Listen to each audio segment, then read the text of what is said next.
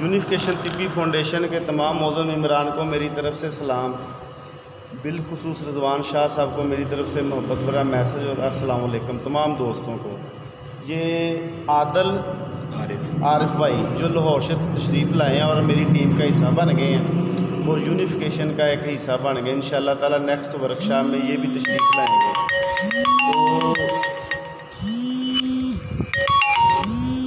ये भी next time workshop में तशरीफ़ लाएँगे। तो ये मेरे लिए दाता हजूर के दरबार से ये फूलों की माला तोहफे में लाए हैं और ये हजूर के हौज़रे रोज़ा मुबारक खाना काबा के साथ मस्त हुई तस्बीह सऊदी अरेबिया से मेरे लिए गिफ्ट लाए हैं। अल्लाह इनको रहमत दे, करम दे, इनके इल्म हिकमत में इजाफ़ा करे। और मेरे लिए काफ़ी सारे गिफ्ट लाए हैं, तो इनकी मोहब्बत का शुक्रिया बहुत ज़्यादा। ये आज से मेरी टीम का हिस्सा हैं, तो इंशाल्लाह इनको साथ लेकर वर्क करेंगे इंशाल्लाह ताला। तो आज मैं आपको एक फार्मूलेशन देने लगा हूँ कि यूनिफिकेशन पे मैंने देखा है कि आजकल गंधक की बड़ी प्रचार चली हुई है, तो लिहाजा मैंने कहा मैं अपने भाइयों के नक्शे कदम पे चलता हुआ गंधक के बारे में मालूमात दे दूँ। मैं आज आपको दूँगा 2 फार्मूले, जो ज़बरदस्त होंगे। 2 फार्मूले दूँगा जो इंशाअल्लाह ताला बहुत ज़्यादा बेहतरीन है, खुराकी भी और पोशाकी भी। पहला फार्मूला गंधक अहमर का। वो आपने क्या करना है कि आपने लेना है रीठा लेकर ना, इसका ऊपर का छिलका उतार कर जिसके अंदर गुठली होगी उसमें जो सफ़ेद मगज़ होता है, मगज़ रीठा लेना है आपने आधा किलो, उसे पाउडर कर लें और उसमें 3 किलो पानी डालकर इसे पकाएं। 2-3 जोश हैं, जब पानी 2.5 किलो 2.25 किलो रह जाए तो इसका मकत्तर ले लें।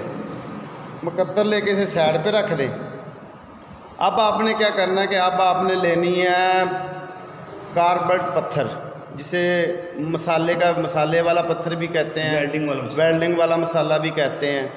तो वो कार्बेट पत्थर लेना है आपने आध पाव। उसके आपने टुकड़े कर लेने हैं ग्राम ग्राम के टुकड़े कर लें और ग्राम के टुकड़े करके वो साइड पे रख लें। अब आपने क्या करना है कि 1 पाव गंधक लेनी है, बाटी बड़ी हो स्टील की, उसमें 1 पाव गंधक डालें और जो पानी आपने बनाया हुआ है मगज़ रीठे वाला, उसमें से आधा किलो पानी इसमें डाल दें और डाल के बिल्कुल हल्की आग पे डायरेक्ट चूल्हे पे रख दें, हल्की आग पे। ये खुली जगह पे करना है, घर में अमल नहीं करना। तो ये उसको रख के उसे पकाना शुरू कर दें हल्की आग पे। जब हल्की बुलबुलियाँ निकलने शुरू हो जाए ना पानी में और नीचे गंधक पिघल जाए, फिर आपने क्या करना है कि 1 ग्राम का टुकड़ा कार्बेट पत्थर का उठाकर इसमें डाल देना है, कार्बेट पत्थर का।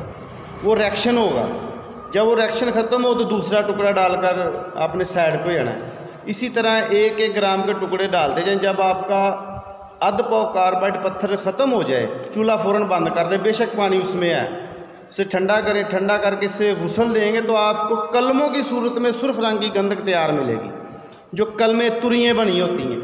उसे गंधक को अच्छी तरह मुसफ़ा कर लें, साफ़ कर लें, धो के महफूज रख लें। इसमें 2 खूबियाँ हैं। एक खूबी ये है कि ये गंधक अहमर होगी और पड़ी वाइट हो जाती है और जारी गवासी होती है। ये 1 ग्राम गंधक 10 तोले पारे को कुश्ता कर देती है और कजली भी करती है। मज़े की बात, इसकी कजली काली नहीं होती, इसकी कजली जो आप करेंगे ना वो ब्राउन रंग की होगी, कलेजी टाइप, ठीक है। और यही गंधक आप गुर्दों की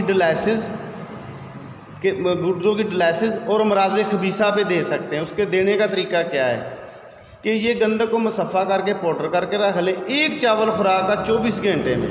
और देनी किसके साथ है? अरक सौंफ और अरक कासनी के साथ 1 चावल खुराक देनी है। ये प्रोटीन के खराज को फ़ौरन रोकती है।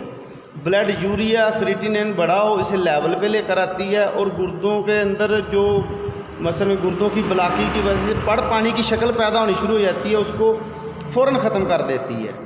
और ये कीमिया के तौर पे ये गंधक जारी है, गवासी है, तांबे को काला नहीं करती। तो ये एक नुस्खा हो गया, दुआओं में याद रखें। आपका भाई हकीम बाबा नहीं मैदर। अब दूसरा गंधक का नुस्खा देना लगा हूँ, गंधक वाइट का। अब आपने क्या करना है कि आपने लेना है 5 तोले गंधक आंवला सार और 5 तोले पतरी कास्टक। इनको खूब खरल करें, ये मोम सी बन जाएगी लिक्विड टाइप, इसे साइड पे रख दें।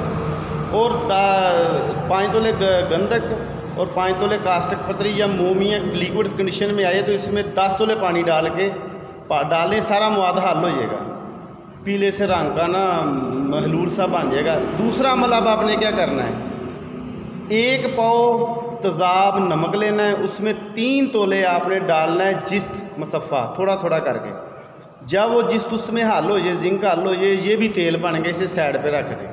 जब इसे साइड पे रख दें, अब आपने क्या करना है कि आपने जो गंधक और कास्टिक वाला महलूल तैयार किया है पानी का, इसे बीकर में डाल के साइड पे रखें। और ये जो आपका तेज़ाब नमक वाला जिस्त का तेल बना हुआ है, इसमें से 10 से 12 ग्राम इसमें डाल दें और डालकर इसे हिला दें। जैसे ही हिलाएंगे फ़ौरन वाइट हो जाएगा, ये सारा महलूल वाइट हो जाएगा।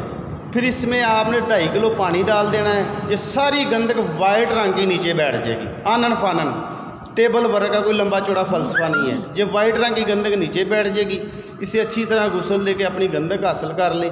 ये भी गंधक तांबे के पतरे पर तेल बन के चलती है और जारी गवासी है और वाइट है। दुआओं में याद रखें, आपका भाई हकीम बाबा नईम हैदर।